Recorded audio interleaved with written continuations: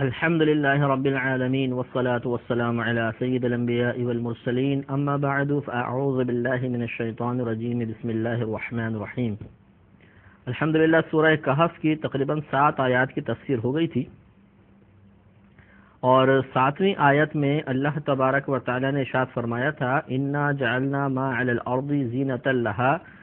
لِنَبْلُوَهُمْ أَيُّهُمْ أَحْسَنُ عَمَلًا۔ بے شک ہم نے زمین کا سنگھار کیا، یعنی زمین کو بے شک ہم نے بنایا جو زمین پر ہے زینت،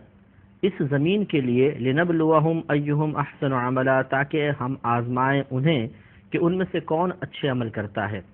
تو گویا کہ اللہ تبارک و تعالی نے ہمیں دنیا میں بھیج کر ہمیں طرح طرح کی نعمتیں عطا فرما کر ان نعمتوں کو ہمارے لیے ایک آزمائش قرار دیا، اور ہماری اس دنیا میں آمد کا مقصد یہ بیان فرمایا کہ ہم لوگ اس دنیا میں آنے کے بعد نیک اعمال کثرت سے کریں۔ یہ ایک امتحان ہے، لہذا یاد رکھیے کہ سب سے پہلے تو ایک مسلمان کو اپنی دنیا میں آمد کے مقصد کو ہمیشہ پیش نظر رکھنا چاہیے، کیونکہ جو اپنا مقصد جان کر اس مقصد کی تکمیل کے لیے کوشش کرتا ہے،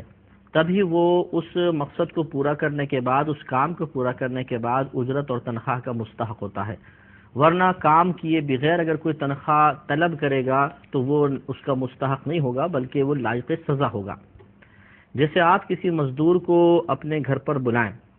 اور اسے کوئی کام ہی نہ بتائیں، اب وہ آ کے بیٹھا ہوا ہے، جی کیا کام کرنا ہے، کچھ بھی نہیں، تو وہ کچھ بھی کام کر ہی نہیں سکتا، کیونکہ اس کو مقصد معلوم نہیں، تو اس کا وقت بھی ضائع ہوگا، آپ کا وقت بھی ضائع ہوگا، اور کوئی رزلٹ نہیں آئے گا۔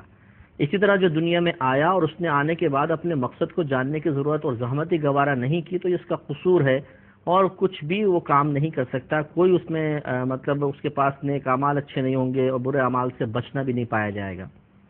دوسری صورت یہ ہے کہ آپ کسی مزدور کو لائے اور آپ نے بتایا کہ دیکھیں یہ دیوار خراب ہے، اس دیوار کو گرانا ہے اور شام تک آپ اسے بنائیں گے۔ اس نے کہا ٹھیک ہے۔ اب آپ نے ایک مقصد اس کو بتا دیا، مقصد اس کو معلوم بھی ہے، آپ چلے گئے، لیکن جب شام کو آپ آتے ہیں تو دیکھتے ہیں کہ دیوار بالکل ویسی کیسے پڑی ہوئی ہے، اس میں کوئی بھی کام نہیں کیا گیا، اور اس کے برعکس وہ مزدور ایسی بیٹھنے کے باوجود پھر آپ سے یہ بھی کہتا ہے کہ مجھے لائیے جی میری مزدوری دے دیجئے، تو یقینی سی بات ہے کہ نہ صرف آپ اسے مزدوری سے محروم کریں گے، بلکہ آپ کا وقت ضائع کرنے پر وہ شخص ڈانٹ اور ہو سکتا ہے کہ مار اور دھکوں کا بھی مستحق ہو جائے۔ اسی طریقے سے اللہ تبارک و تعالی نے ہمیں دنیا میں بھیجا تو سب سے پہلے تو اس دنیا میں آمد کے مقصد کو سمجھنا چاہیے۔ اگر کوئی مقصد ہی نہیں سمجھے گا تو اس مقصد کی تکمیل کے لیے کوشش کیسے کرے گا؟ پھر اگر مقصد پتہ چل گیا، جیسے آپ اس پروگرام کو سن رہے ہیں، آپ کو پتہ چلا کہ ہمیں دنیا میں نیک اعمال کے لیے بھیجا گیا ہے، تو پھر ہمیں اس مقصد کی تکمیل کرنے کی کوشش کرنی چاہیے، تاکہ ہم آخرت میں اس مقصد کی تکمیل کے سلسلے میں جتنے بھی عمل کریں گے ان کا بہترین بدلہ بطور تنخواہ اللہ کی بارگاہ سے حاصل کر لیں۔ لیکن المیہ یہ ہے کہ ہم جاننے کے باوجود محنت کرنے کے لیے تیار نہیں ہیں، اپنے موڈ کے مطابق، اپنی مرضی کے مطابق جو کام کیا، باقی جو مطلب کام دینے والے کی مرضی تھی اس کے مطابق کام نہیں کرتے، لیکن پیسہ پورا چاہتے ہیں، بالکل اس مزدور کی طرح کہ جس سے آپ بلا کر کہیں جی پوری دیوار آپ کو شام تک بنانی ہے، اور جب شام کو آپ آئیں تو دیکھیں کہ ایک بلاک یہاں لگا ہوا ہے، دوسرا وہاں لگا ہوا ہے، تیسرا وہاں، چوتھا یوں ٹیڑھی میڑھی دیوار بنا کر، اور جب آپ نے پوچھا کہ کام پورا کیوں نہیں کیا تو اس نے کہا جی کیا تو ہے لیکن اپنی مرضی سے کروں گا، میں تو آپ کی مرضی سے نہیں کروں گا۔ تو لازم بات ہے کہ وہ اگر اپنی مرضی چلائے گا تو پیسے تو آپ ہی نے دینے ہیں، تو آپ اس کے کام کی تعریف بھی نہیں کریں گے، آپ اسے کیسے سراہیں گے، اور یقیناً وہ شخص سزا کا اب بھی مستحق ہوگا۔ تو یہی معاملہ ہمارا ہے کہ ہمیں جن کاموں کے لیے دنیا میں بھیجا گیا وہ کام کرنے کے لیے بالکل تیار نہیں، اگر ان میں سے کچھ کرتے بھی ہیں تو اپنی مرضی کے مطابق کرتے ہیں، لیکن اس کا بدلہ پورا اپنی مرضی کے مطابق حاصل کرنے کی کوشش کرتے ہیں، یعنی ہم یہ چاہتے ہیں کہ ہمیں جنت عطا کر دی جائے۔ تو یہ ایک غلط خیال ہے، ہمیں دنیا میں مخصوص کاموں کے لیے بھیجا گیا ہے تو وہ مخصوص کام تو ہمیں کرنے ہی ہوں گے، اور اللہ کی مرضی کے مطابق کرنے ہوں گے، کیونکہ اس نے ہمیں مزدوری پہ لگایا ہے، ہماری مرضی نہیں چلے گی بلکہ اس کی، اس لیے کہ اس نے ہمیں کام دے کر اور اس کی ایک تنخواہ گویا کہ مقرر کر دی ہے کہ تمہیں یہ بدلہ ملے گا، اور جب مزدور کو کام پہ لگایا جائے تو وہ مالک کی مرضی کے مطابق کام کرتا ہے، بلکہ اپنی سی کوشش میں اور اچھا کرتا ہے تاکہ وہ خوش ہو کے مجھے کچھ بونس بھی دے دے، کوئی زیادہ پیسے دے دے۔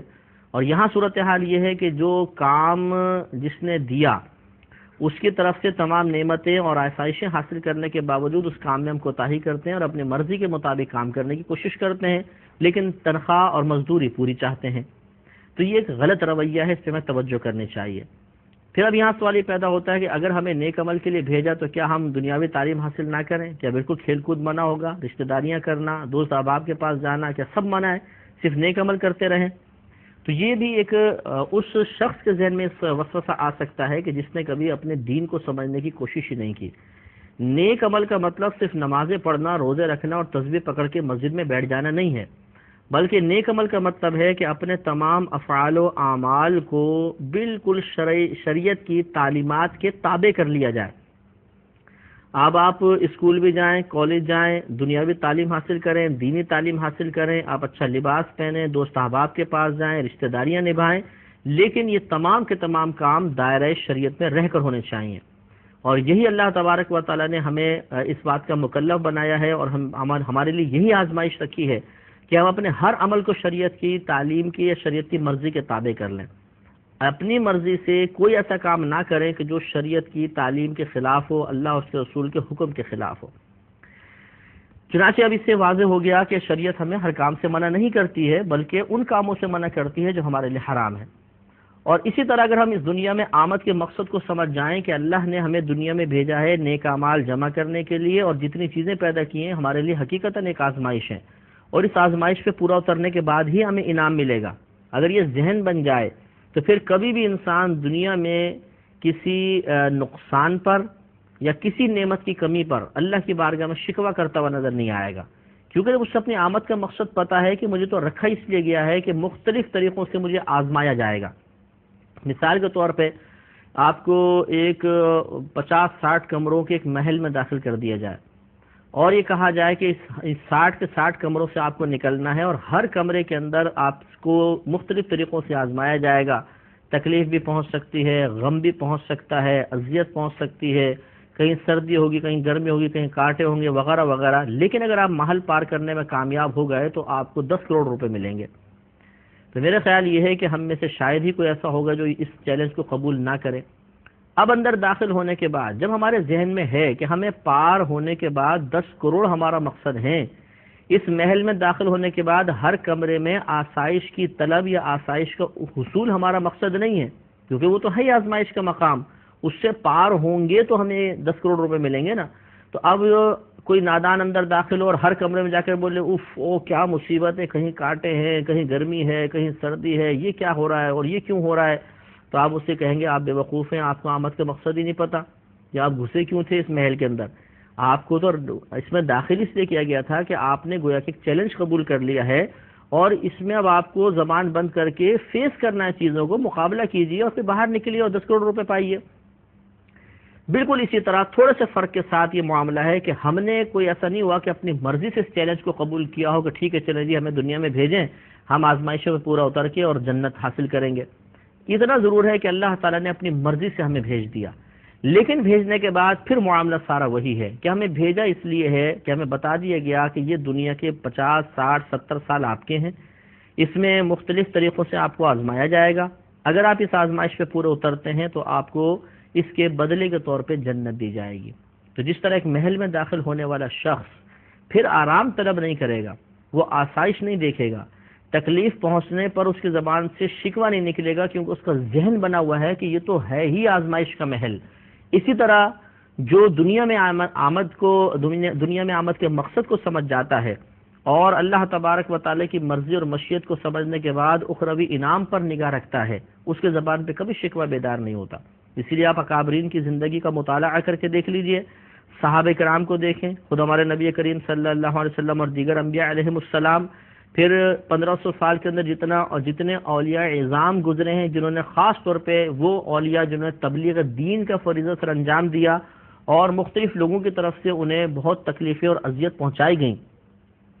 ان تمام نفوس قدسیہ کو آپ دیکھ لیں، کسی کی زبان سے شکوہ نہیں نکلے گا، بلکہ ہر معاملے میں آپ یہ دیکھیں گے کہ وہ اللہ کی حمدی کر رہے ہوں گے، شکر ادا کر رہے ہوں گے۔ کیوں؟ اس لیے کہ انہوں نے اچھی طرح غور و تفکر کر کے اپنا ذہن بنا لیا تھا، انہوں نے غور کر لیا تھا کہ دنیا کس لیے بنائی گئی ہے، ہمیں دنیا میں کیوں بھیجا گیا ہے، ہمیں کس طریقے سے دنیا میں آنے والی آزمائشوں پر پورا اترنا ہے، اور ان تمام چیزوں کے ساتھ ساتھ وہ آخرت کے انعام یعنی اللہ کی رضا، اس کا قرب، جنت میں داخلہ اور وہاں ہمیشہ ہمیشہ رہنے کے معاملے کو ہمیشہ پیش نظر رکھا کرتے تھے، تو تمام معاملات ان کے لیے آسان تھے۔ یہی آپ کو اور مجھے بھی چاہیے کہ ہم خود بھی اپنا ذہن بنائیں اور اپنے گھر والوں کا ذہن بنائیں۔ یہ گھر کے سرپرست کی ذمہ داری ہے کہ وہ اسی قسم کی باتیں اپنے گھر میں اکثر کیا کرے، تاکہ گھر والے آنے والی آزمائشوں اور مصیبتوں کے لیے ذہنی طور پہ پہلے تیار رہیں، ان نعمت کی کسی نعمت کی کمی کا ان کو احساس نہ ہو، اور اگر کوئی بھی آزمائش ان کی طرف متوجہ ہوتی ہے، گھر میں پریشانی آتی ہے، مصیبت آتی ہے، تو گھبرائیں نہیں بلکہ مسکرا کے اس کا استقبال کریں اور اس کا مقابلہ کریں، اور صبر و تحمل کا دامن ہرگز نہ چھوڑیں۔ تو ہماری دنیا میں آمد کا مقصد اللہ نے بیان فرمایا کہ اللہ تعالیٰ نے دنیا میں جو کچھ تھا اسے اس دنیا کے لیے ایک زینت قرار دے دیا، اور اسے ہمارے لیے آزمائش بنایا تاکہ اس بات کا امتحان کیا جائے کہ ہم میں سے کون اچھے عمل کرتا ہے۔